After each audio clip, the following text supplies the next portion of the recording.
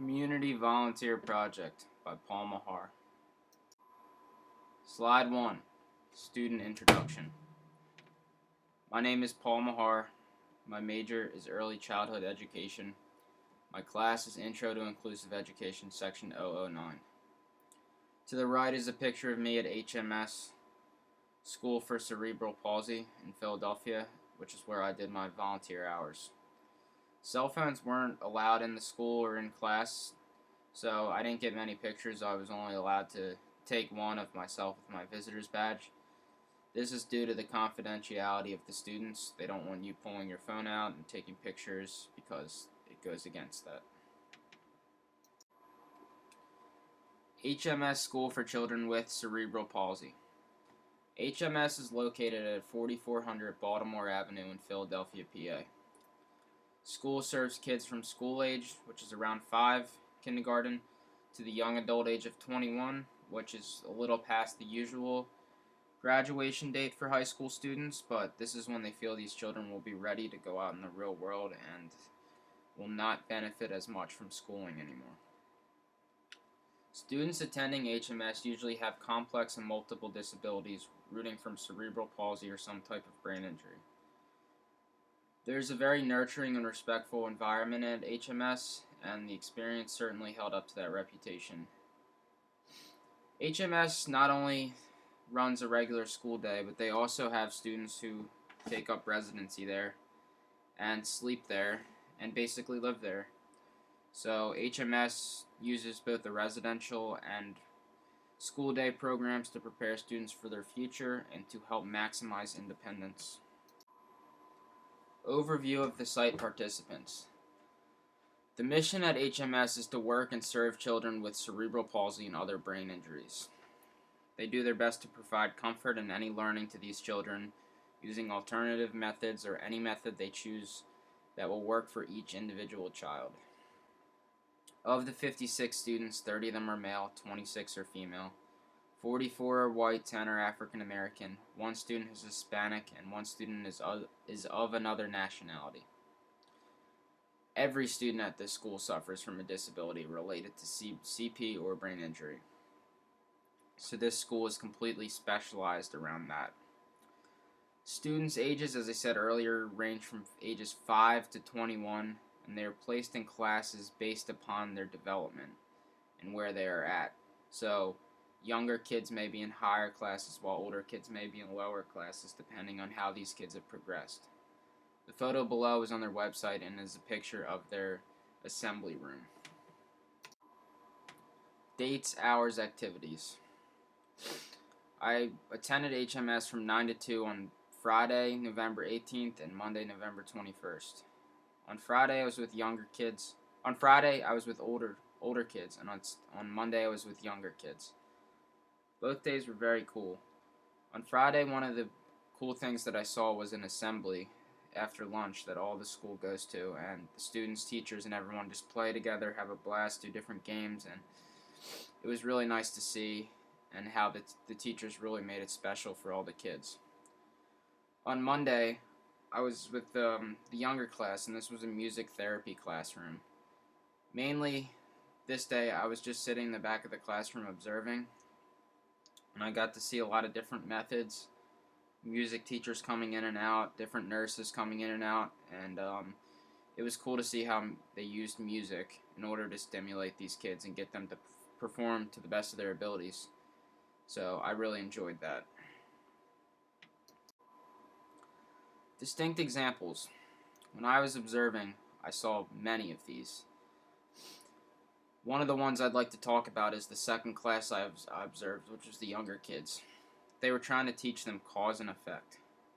So they wanted them to understand things such as when you turn a light on, when you flip a switch, the light in the room comes on, or when you hit the lever to flush the toilet, that's what happens. They want them to know that they can achieve things and do things for themselves because there's not always going to necessarily be someone there to do everything.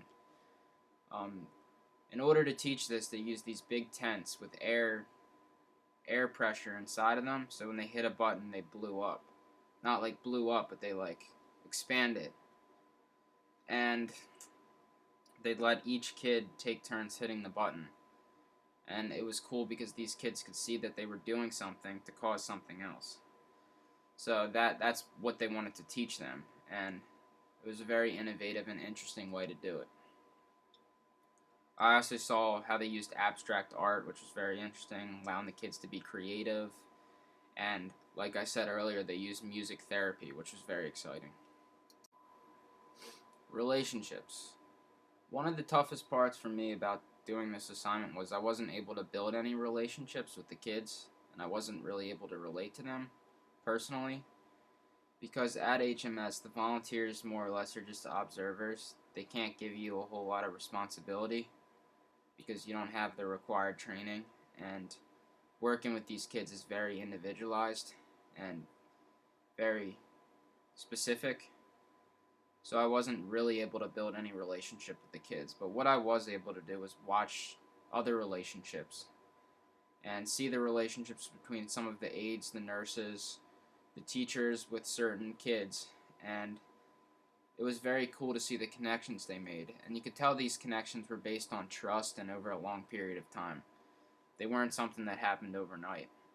And it was cool the way that they could just communicate and know different signals about these kids, despite the fact that they have a hard time actually communicating unless they're using the wheelchair machine they're hooked up to. And even with that, it takes longer, and they're not always able to get out right away what they're thinking. But the teachers and the staff kind of do a great job of knowing what these kids were thinking before they even think it, and knowing what they need, when they need to eat, when they need to go to the bathroom, when their therapy is going to be. And that was very cool, and I was happy to be able to see that. Connecting to course content. A certain experience I had that really connected to course content was when I was in the younger kids' classroom, and I was able to see the clear individualized approach that one of the teachers took for a certain student, as well as when I was in the music class with the older kids. In the younger class, the one teacher really went out of her way to make sure that one certain kid was able to get everything he needed, and did some different types of approaches that you wouldn't normally think of to get him motivated. In the music class, they were preparing for a winter concert, and the music teacher really individualized each part of the song and built the song around each kid's strengths. So they would make different noises at different times in order to stay with the melody. And he had it all worked out so that it would all come together as one. And it was very interesting, and the kids really enjoyed it. More course content contribution that I saw during my community volunteer project was just being at HMS really made me think about one of the TED Talks that one of our fellow classmates did for their video of the day, about how kids with disabilities don't want to be looked at differently, and they shouldn't be. They're kids just like everyone else, and they do things everyone else does. So a time I noticed this was during the assembly on Friday that I was at, watching the kids and their joy when they had a student election and when the results came up, and it was so great to see how supportive they were of each other.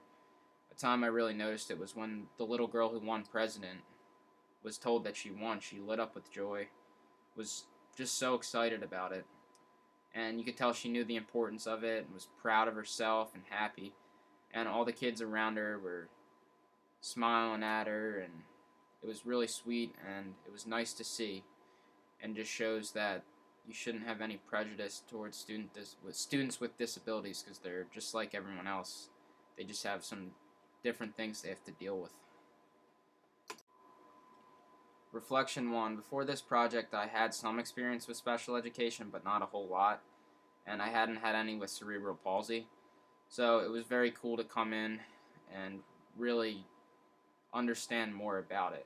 I don't think my opinion on special education changed, because I've always understood that it's very important and much needed, but one thing that did change was my understanding of it, and understanding all the things that go into helping kids everywhere with disabilities.